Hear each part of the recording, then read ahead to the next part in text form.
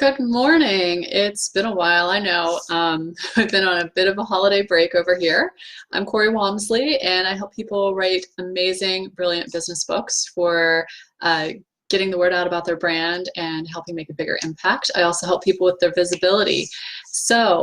I wanted to start off the new year here, about a weekend, by talking a little about whether your book is aligned with your business.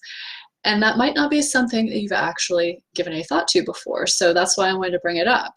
Um, Way back when I first started coaching, I would talk to people who were like, oh yeah, this is my business, but this happened and I really want to help people with it. I went through death of a parent when I was young, and I really wanted to help people with grief.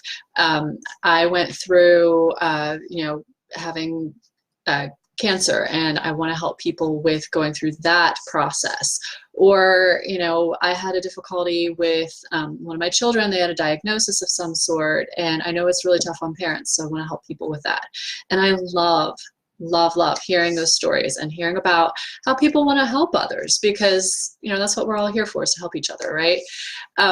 But I will say, if you're doing something like that and it deviates too far from your business model, your target audience, all of that, then you're essentially developing a separate business.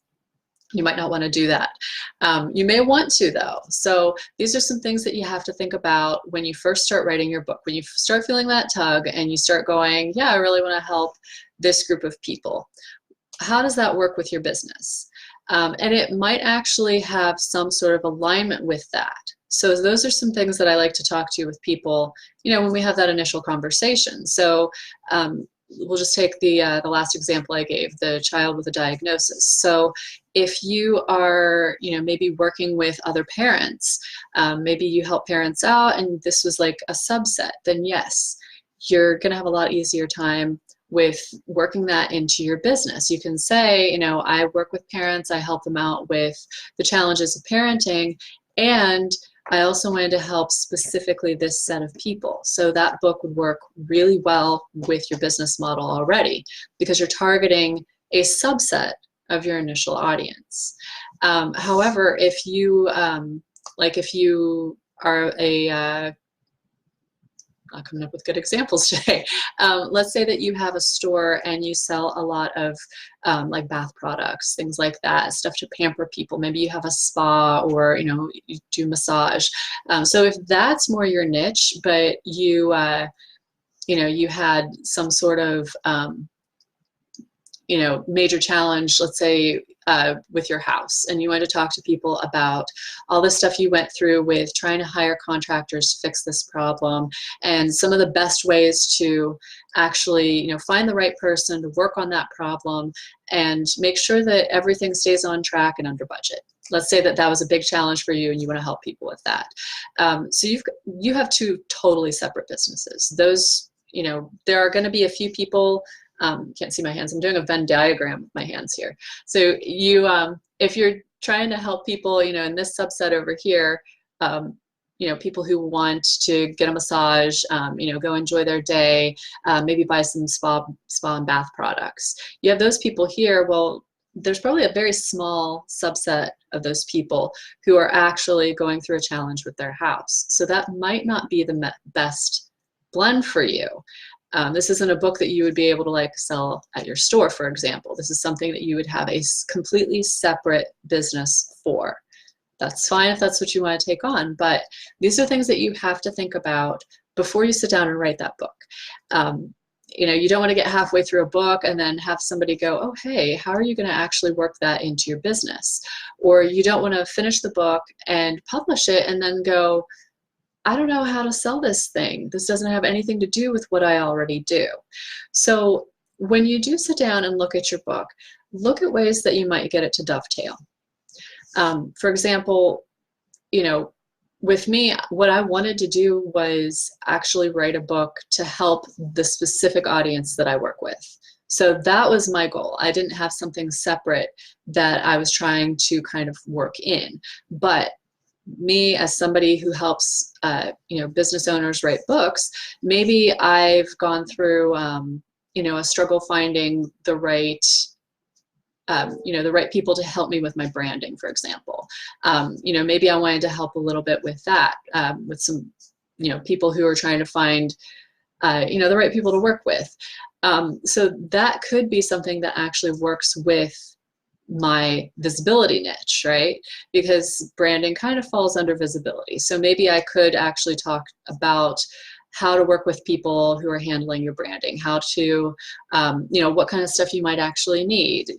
If you're redoing your branding, then make sure that you're talking to this person about signage that you have if you have a brick and mortar business.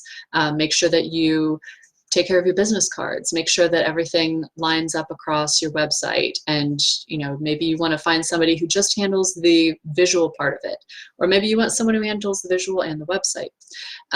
I recently went through some rebranding stuff, so I could speak to how I worked with Karen on that. Those are some things that would work together.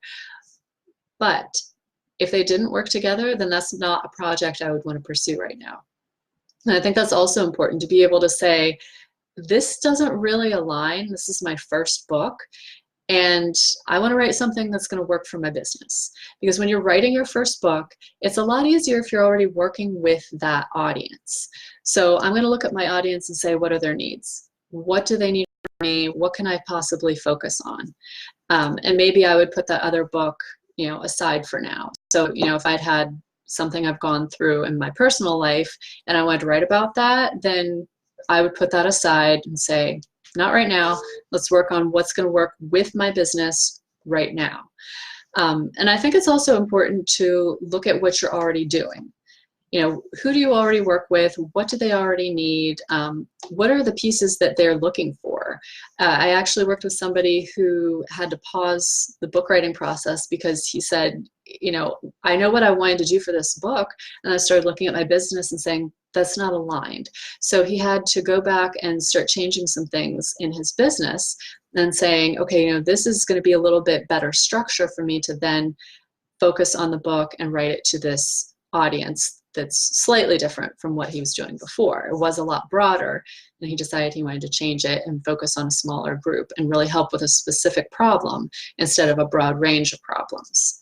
So that might be something you would want to do too. And believe me, it's a lot easier if you sit down first and say, what am I doing? Where do I want to go with my business? Who do I want to be helping, even like 5 years from now? Because, it's easy to write a book and use it. It's evergreen, right? So 5 years from now, I can still be selling the Spark Method. I can still be giving that to clients. I can still be using that as a tool to reach out to podcasters or media and say, hey, I wrote this book. This is a little bit about what I do. Maybe you'd like to talk further. The book's a gift to you. Here you go. So, you don't want to start writing a book and have it be, something you're going to use for a season. Like this is something you're committing to. It's something that you want to have longevity. So, I'm going to go ahead and wrap this up. Make sure that when you do decide on a book to write, that it lines up with your vision for your business, that it lines up with your audience, and that it works for you for the long term. So those are the 3 takeaways. If it doesn't, I'm not telling you don't write this book. I'm saying see if it dovetails with your business. Maybe it works for a subset. If it doesn't, maybe you want to start a side business. That's a possibility. There are plenty of people who have a business and then they have this other piece where they are a speaker and author. You can do that too. But you have to decide ahead of time. You don't want the book to get away from you and start dragging you down this path. It's kind of like walking a big dog. You don't want to take this big St. Bernard out for a walk and have them just charge, right? You don't want that book taking you off somewhere that you weren't quite sure you wanted to go. So get that control ahead of time and make sure you know where you want to go, what you want to do, and if that's the book you want to write. So if you're thinking about writing a book, drop it in the comments. Tell me what you're thinking about writing, how that's going to work for you. And if you're ready to talk about this book, we're in a new year. We're ready to start on all kinds of new projects. Everybody's all excited. We got our candy cane fuel over the holidays. So talk to me. Let me know if you want to set up a time to chat and see if maybe coaching is right for you. Or if you're wrapping up, maybe it's editing that you need. But I'd love to talk. So yeah, we're actually afternoon now. So have a good afternoon, and I hope to see you guys again soon.